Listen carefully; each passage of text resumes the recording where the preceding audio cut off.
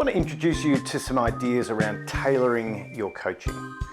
And the reason this is so important is because I'm sure all of us, either through experience or based on our personality styles, I think we've probably all developed a preferred way of coaching and developing people, which is absolutely fine as long as the people you're coaching really respond to that way.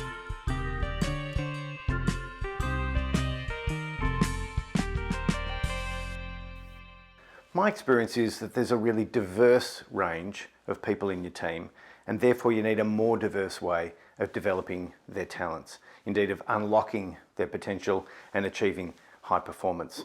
So I want to share this model with you that I've been working on for a few years, one that I think will give you some great insights into how to become a more versatile coach.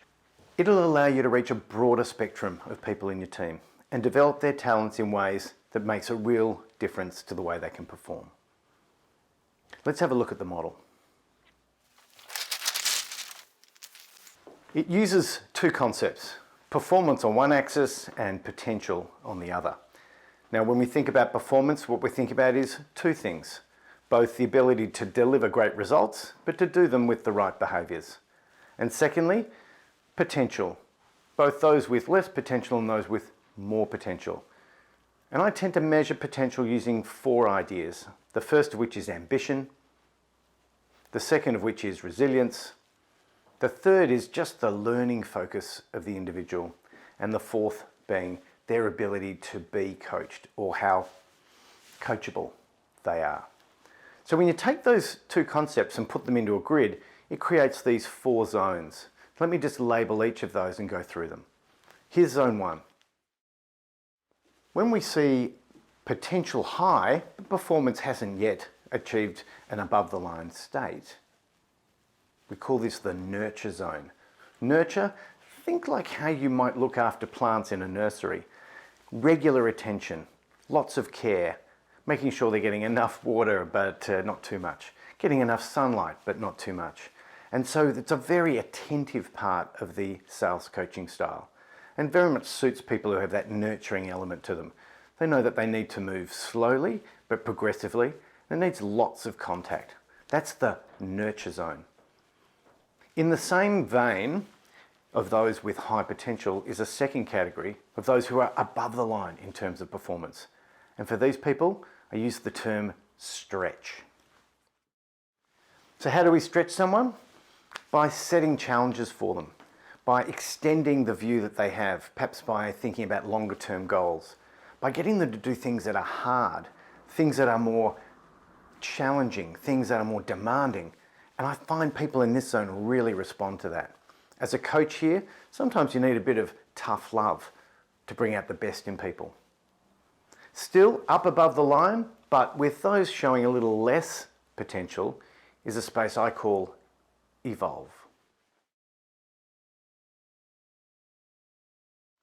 The people in your team who are in this space, the evolve space, so that's high performance but lower on the potential grid, I think are a really valuable asset to any team. In fact, they're probably the backbone of your team.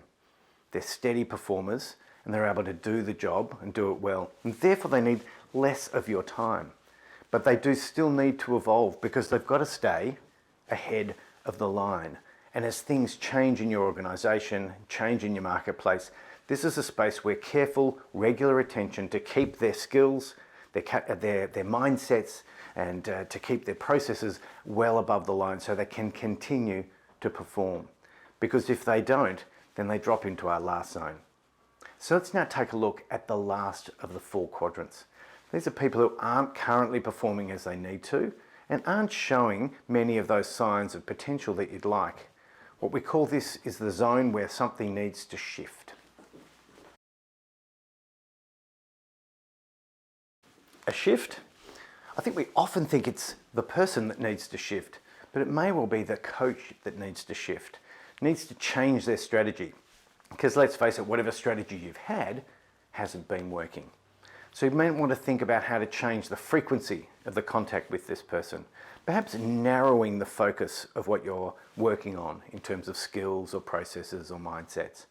Indeed, it may also be that you've got to catch up with them quite regularly, but for short amounts of time, so that you can track movements in the inputs and start seeing maybe some changes to the output. Yep, absolutely. There needs to be a shift in the way this person's performing. Maybe there's another way that you can bring out their potential, but the big shift needs to come from the coach. So there you have it. Just an introduction to the 4 different coaching strategies for 4 different types of people in your team. And we call that the Tailor Your Coaching model.